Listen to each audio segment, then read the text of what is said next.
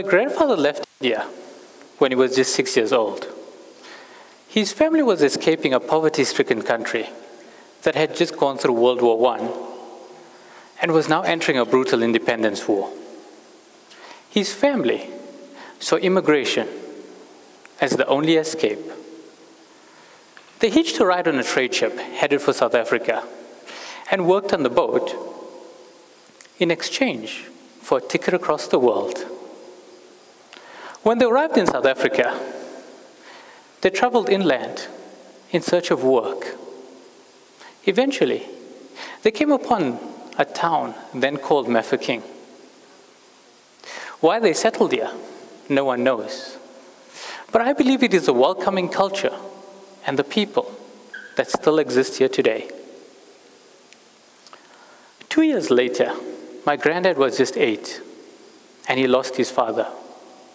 Having no extended family or friends to fall back on, his mom told him to get ready and intended to go back to India. My grandfather refused, seeing little hope of a better life in India. Instead, he went from business to business until he found someone sympathetic enough to offer an 8-year-old a job. While his mom returned to India, my 8-year-old grandfather stayed behind, working afternoons for boarding and lodging while going to school in the mornings. And this is where he got his first taste of business. By the time he was a teenager, he was working full-time. Used to a subsistence life, he was able to save and spend only on the basics for survival.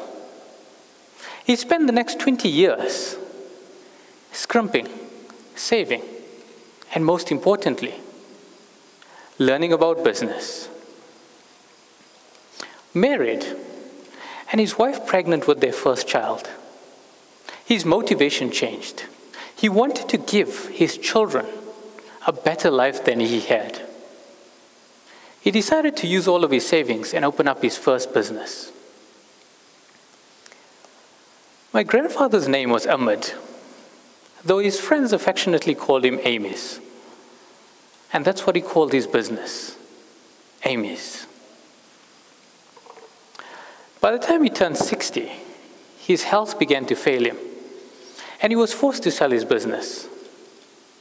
He wanted to take the business name with him, though he found people more willing to pay for his name than for his store. He had done something we're all aware of now that we have Facebook, Twitter, and Instagram. He had built a personal brand, then monetized it. He always added value to those around him, and he in turn earned not only profits, but also recognition. What we call developing a personal brand today, they simply called having a good reputation back then. While new technology has come, and we now call things different names, businessmen, entrepreneurs, and social networks are built online. The business principles are timeless. These principles are what I wanted to understand. How did an 8-year-old orphaned in a foreign country come from nothing to die a millionaire? What principles did he use to succeed? And how can we emulate them so that the millions struggling here in our own country can succeed as well? I was only 7 when my granddad passed on, too young to understand or interrogate him on his success. Over the years, I met with those that worked with him, those that worked for him, and the many that called him a friend. I soon came to realize that he had several key skills that set him apart from everyone else. He was a businessman in the truest sense, highly charismatic. He spoke half a dozen languages and could connect with anyone from any background. My idea of a great businessman when I was younger was of a fast-talking, smooth, and charismatic individual, the kind you saw in the movies. As I got to know more about my granddad, I realized there was more to him than this. In fact, he was measured and thoughtful. While he may have played a great game of tennis, his favorite sport was chess.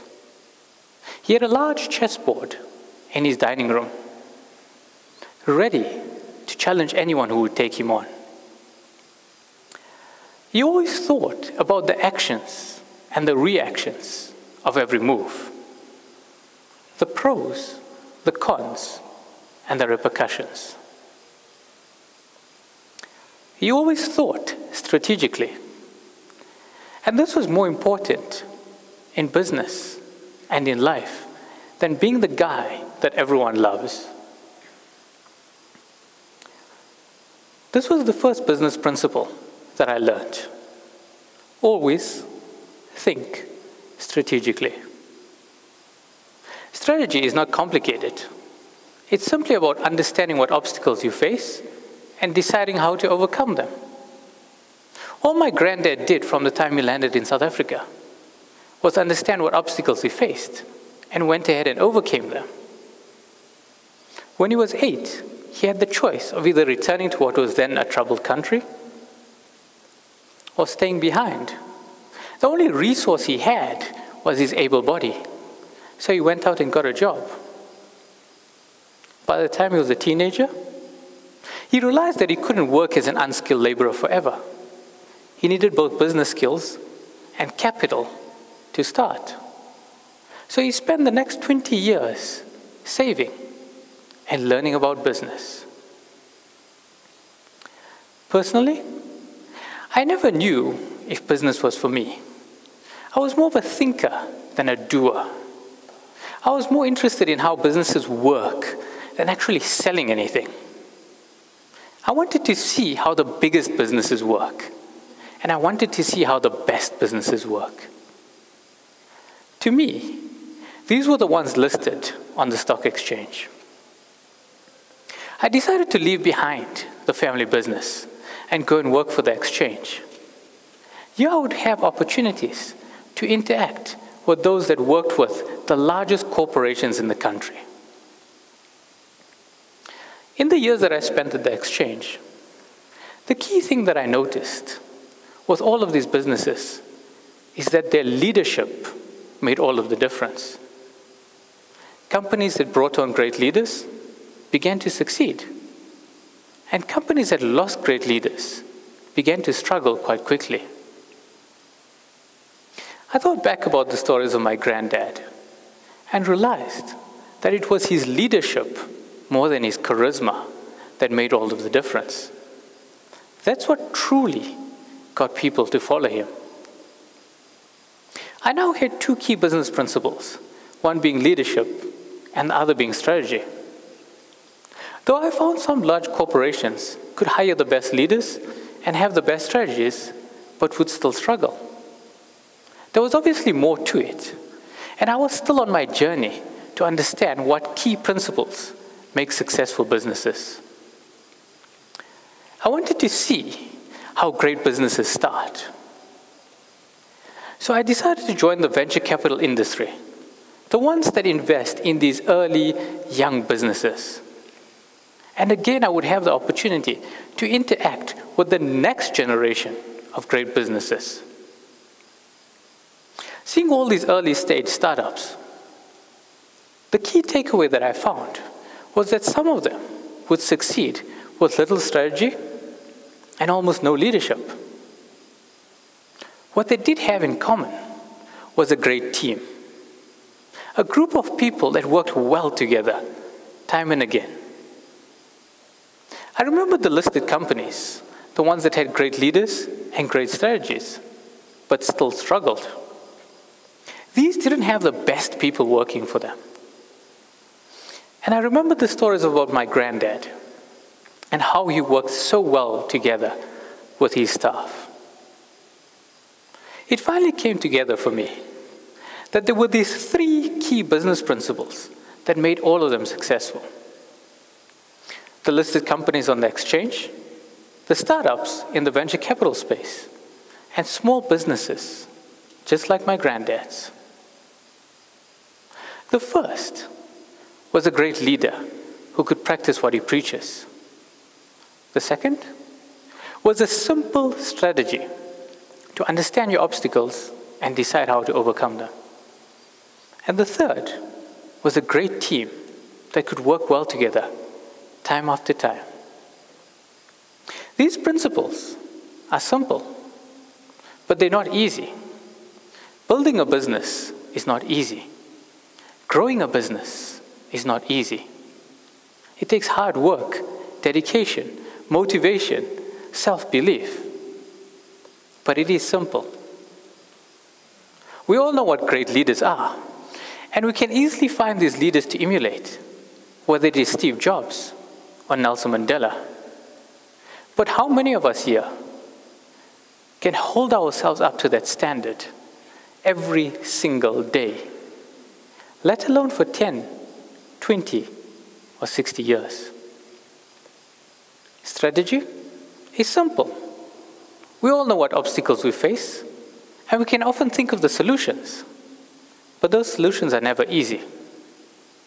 How many of us can give up all of our luxuries for 20 years, those luxuries that we call necessities, until we have enough to start something? Building a great team is simple. You only surround yourself with good people. We all know who these people are. But how many of us are willing to only be with those who will push us harder and make us work better, and leave behind all those lazy fun seekers? Living in a country with some of the world's worst unemployment, it's our responsibility to build, grow, and improve our small businesses. We don't need to do this to prove anything to anyone, anywhere in the world. But rather, we must do this so that we can give our children a better country than that what was given to us. The solution is simple, but it's not easy. It's hard work. It's years, if not decades of hard work. The only question is how many of us are willing to take up that challenge.